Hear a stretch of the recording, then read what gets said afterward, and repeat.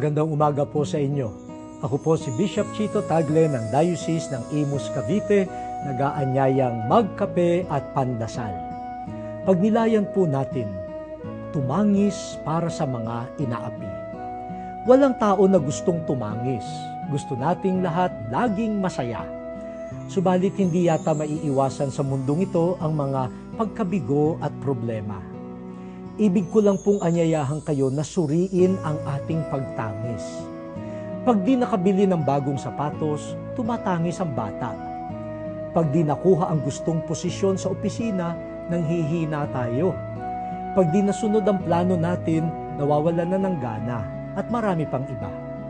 Makikita natin na ang ating pagtangis ay malimit, nakakabit sa mga pansariling naisin na hindi natupad.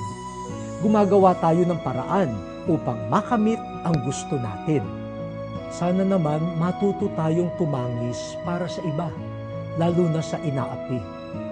Sa lungkot natin sa kanilang sitwasyon, nawa maging masigasig din tayo na tumulong sa kanila, tulad ng ating pagpupumilit na matupad ang pangarap natin. Ang tumatangis para sa kapwang kapuspalan ay inaasahang kikilos din upang mapaganda ang kanilang kalagayan. Manalangin po tayo.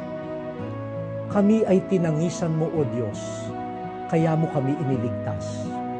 Turuan mo kaming tumangis at kumilos para sa aming kapwang inaapi. Amen.